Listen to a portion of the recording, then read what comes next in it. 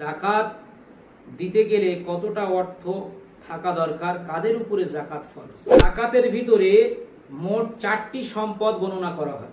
নেসাব যে ব্যক্তির কাছে থাকবে, অর্থাৎ ধনবান ব্যক্তি, একটা পরিমাণ।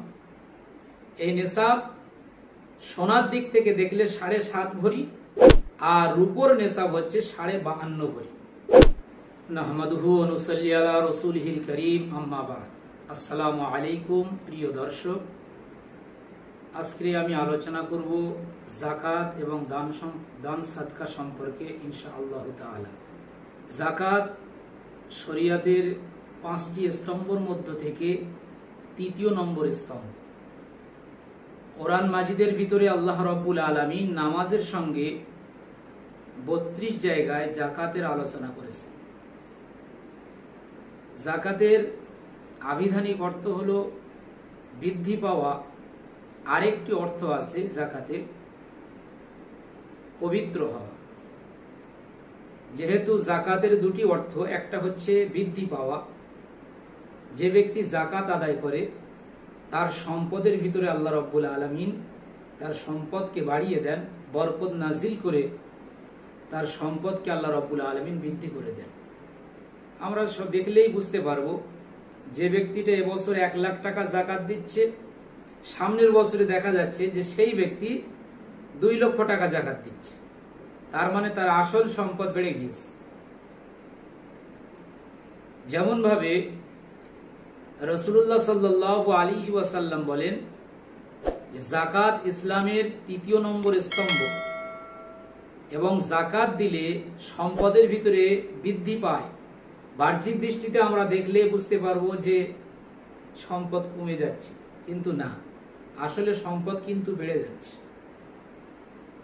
যাকাতের 2য় নম্বর অর্থ হলো পবিত্রতা হওয়া। যাকাত দিলে তার সম্পদ পাক পবিত্র হয়ে যায়, হালাল হয়ে যায়। কেননা যাকাত হচ্ছে এটা ময়লা।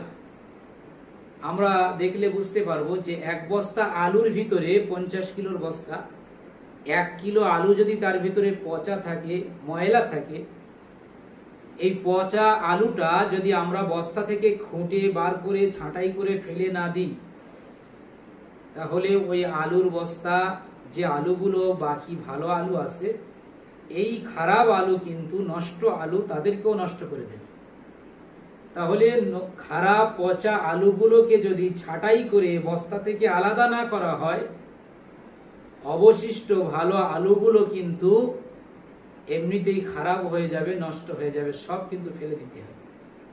ঠিক তদরূপ যদি আমাদের সম্পদ থেকে নোংরা ময়লা যাকাতটাকে আমরা আলাদা করে সেটাকে যদি দান না করে দিই, তাহলে এই যাকাতটা আমাদের ভালো সম্পদের ভিতরে থাকার কারণে গোটা সম্পদ কিন্তু খারাপ করে ফেলবে, নষ্ট হয়ে যাবে।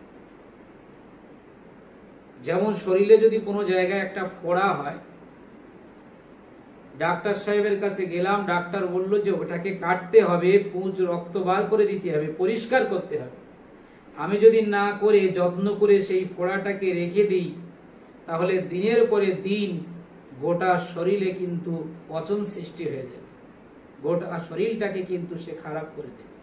ঠিক তদরূপ যদি এটাকে আমরা যাকাতের অর্থটাকে আলাদা না করি, তাহলে যাকাতটা আমাদের ভালো সম্পদের ভিতরে মিশ্রিত হওয়ার কারণে গোটা সম্পদকে কিন্তু এইরকম পচিয়ে দেবে, নষ্ট করে দেবে।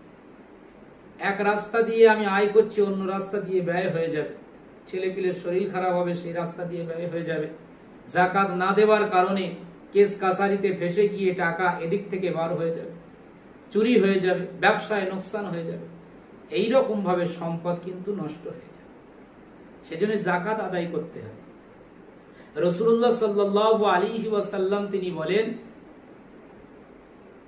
যে ব্যক্তি যাকাত আদায় করে না, দান সাদকা করে না, কবরে যাওয়ার পরে ওই কবরের ভিতরে 2টো বিষাক্ত সাপ, যাদের চোখের উপরে কালো দাগ থাকবে, তারা ওই যাকাত যে ব্যক্তি আদায় করেনি তার গলায় পেঁচিয়ে তার সামনে গিয়ে বলবে, আনা মালুকা আনা কানজুকা, আমি তোমার মাল, আমি তোমার সম্পদ। এই বলে সেই বিষাক্ত সাপ তার 2 চাওয়ালের উপরে দংশন করতে থাকে। কত ভয়ঙ্কর, কত ভয়াবহ জিনিস। রাসূলুল্লাহ সাল্লাল্লাহু আলাইহি ওয়াসাল্লাম তিনি হাদিস পাকের ভিতরে বলেন যে দুইজন ফেরেশতা যে ব্যক্তি যাকাত আদায় করে তার সামনে গিয়ে একজন ফেরেশতা বলতে থাকে তাদের মধ্য থেকে যে যাকাত আদায় করে, আল্লাহুম্মা আতি মুনফিকান খালাফা, হে আল্লাহ রাব্বুল আলামিন যে যাকাত আদায় করলো, দান সাদকা করলো, তার সম্পদকে আরো বাড়িয়ে দিন। আর যে ব্যক্তি যাকাত আদায় করে না তার কাছে গিয়ে ফেরেশতা বলে, আল্লাহুম্মা আতি মুমসিকান তালাফা, হে আল্লাহ রাব্বুল আলামিন যে ব্যক্তি দান সাদকা করলো না, যাকাত দিল না, তার সম্পদকে আপনি কমিয়ে দিন, ধ্বংস করে দিন। সেই জন্য যাকাতটা খুব গুরুত্বপূর্ণ জিনিস, এটা আদায় করতে হবে। এখন প্রশ্ন হলো যে এই যাকাত দিতে গেলে কতটা অর্থ থাকা দরকার, কাদের উপরে যাকাত ফরজ, এ সম্পর্কে আমাদের খেয়াল করতে হবে যে যাকাতের ভিতরে মোট 4টি সম্পদ গণনা করা হয়। যাকাতের নেসাবের ভিতরে মোট 4টি সম্পদ গণনা করা হবে। 1 নম্বর হচ্ছে টাকা পয়সা, 2য় নম্বর হচ্ছে সোনা, 3য় নম্বর হচ্ছে রূপ, আর 4র্থ নম্বর হচ্ছে ব্যবসার সামগ্রী। এই 4টে সম্পদ ছাড়া যাকাতের ভিতরে 5ম নম্বর সম্পদ কিন্তু গণনা হবে না, এটা আমাদের খেয়াল রাখতে হবে। 1 নম্বর কি? 1 নম্বর হচ্ছে যাকাতের ভিতরে গণনা হবে টাকা পয়সা, 2য় নম্বর যাকাতের নেসাবের ভিতরে গণনা হবে সোনা, আর 3য় নম্বর হচ্ছে রূপ, আর 4র্থ নম্বর হচ্ছে ব্যবসার সামগ্রী। এই 4টে সম্পদ যদি কারো কাছে কিছু কিছু থাকে, বা 2টো সম্পদ থাকলো, সোনা আছে কিছু টাকা আছে, বা রূপ আছে কিছু টাকা আছে, এই সমস্ত সম্পদ হিসাব করে দেখতে হবে যে নেসাব পর্যন্ত পৌঁছে গেছে কিনা। নেসাব কতটুকু সম্পদকে বলা হয়? শরিয়াতের পরিভাষায় নেসাব যে ব্যক্তির কাছে থাকবে, অর্থাৎ ধনবান ব্যক্তি, একটা পরিমাণ। এই নেসাব সোনার দিক থেকে দেখলে 7.5 ভরি, আর রূপোর নেসাব হচ্ছে 52.5 ভরি। শুধুমাত্র যার কাছে সোনা আছে, অন্য কিছু নেই, 7.5 ভরি সোনা থাকলে তাকে 40 ভাগের 1 ভাগ দিতে হবে। আর যদি শুধু রূপো থাকে তাহলে 52.5 ভরি যদি থাকে 40 ভাগের 1 ভাগ দিতে হবে। আর কারো কাছে অল্প সোনা আছে, অল্প রূপো আছে, কিছু টাকা পয়সা আছে, কিছু ব্যবসার সামগ্রী আছে, এই সবগুলো একত্রিত করে তখন আর সোনার নেসাব ধরলে হবে না, তখন রূপোর নেসাবে আসবে। এটা খেয়াল রাখতে হবে। সোনার নেসাব যদি শুধু সোনা থাকে তাহলে সোনার নেসাব, আর যদি সোনার সঙ্গে অন্য কোনো সম্পদ মিলে যায় 4টের মধ্যে থেকে কোনো একটা, তখন কিন্তু সোনার নেসাব ধরা হবে না, তখন রূপোর নেসাব ধরা হবে। অর্থাৎ 52.5 ভরি রূপ পরিমাণ অর্থ যদি হয়ে যায় তার উপরে যাকাত ফরজ, একটা বছর অতিবাহিত হওয়ার পরে। 52.5 ভরি রূপ বর্তমান সময় 38,000 টাকা।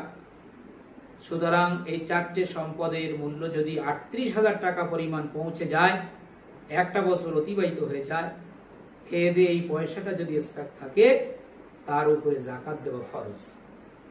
100 টাকায় 2.5 টাকা তাকে দিতে হবে। এখন রইল একজন ব্যক্তি যার গাড়ি আছে, মোটরসাইকেল আছে, তার ছেলের একটা গাড়ি আছে, স্ত্রীর একটা গাড়ি আছে, তাহলে এর যাকাত দিতে হবে কিনা? না, এর কোনো যাকাত দিতে হবে না, কেন এগুলো ব্যবহারের গাড়ি, এ গাড়ির কোনো যাকাত দিতে হবে না। যদি অন্য কোনো গাড়ি থাকে যেগুলো ভাড়া খাটানোর জন্য কেনা হয়েছে, যেরকম অটো আছে, টোটো গাড়ি আছে, বোলেরো পিকআপ আছে, এই ধরনের সমস্ত গাড়ি যদি থাকে, এরও গাড়ির যাকাত দিতে হবে না। এর থেকে যেটা অর্জিত হবে, যে মুনাফা, যে লাভ, সেই লাভটা যাকাতে হিসাব হবে। হ্যাঁ, যদি কেউ গাড়ির বিজনেস করে, বাইক বিক্রি করে, বাইক স্টক করে রেখেছে, বা সোনার দোকান আছে, সোনার দোকানে স্টক করা আছে, গোদাম ঘরে পাট স্টক করে রেখেছে, ধান স্টক করে রেখেছে, দাম বাড়লে বিক্রি করবে, এগুলো ব্যবসার সামগ্রী, এগুলো যাকাতের নেসাবে গণনা করা হবে। এর মূল্য হিসাব করতে হবে। হিসাব করে যদি 38,000 টাকা পরিমাণ পৌঁছে যায়, তার উপরে যাকাত ফরজ। এখন রইল যে যাকাতটা কাদের দিতে হবে। আমরা সকলেই জানি যে গরিব, যে সাহেবে নেসাব নয়, যার কাছে 38,000 টাকা নেই, খেয়ে দিয়ে থাকে না, তাকে এই যাকাতটা দেওয়া যাবে। কিন্তু মনে রাখবেন এই জাকাতটা যদি কোনো মাদ্রাসায় দেওয়া হয় যেখানে বোর্ডিং চলে, এই রকম কোনো মাদ্রাসায় যদি জাকাতের পয়সা দেওয়া হয় তাহলে 3টে সওয়াব পাওয়া যাবে। কয়টি সওয়াব? 3টে সওয়াব। 1 নম্বর হচ্ছে নবীর মেহমানদের সহযোগিতা করা হলো, 2 নম্বর হচ্ছে গরিব ছাত্রদের সহযোগিতা করা হলো, আর 3 নম্বর সওয়াব হচ্ছে কোরআন হাদিসের সহযোগিতা করা হলো। আরে মাদ্রাসায় জাকাত দিলে 3টে সওয়াব, একটা দান করার সওয়াব, একটা গরিবদের সহযোগিতা করার সওয়াব, আর একটা হচ্ছে কোরআন হাদিসের সহযোগিতা করার সওয়াব। আর একটা বিষয় হচ্ছে জাকাতের সঙ্গে হয়, সেটা হচ্ছে সাদকাতুল ফিতর। ঈদের নামাজ পড়তে যাওয়ার আগে আগে এটা আদায় করতে হয়, সাদকাতুল ফিতর।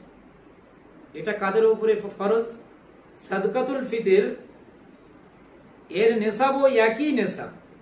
যাদের উপরে জাকাত ফরজ তাদের উপরে সাদকাতুল ফিতর অবশ্যই ফরজ।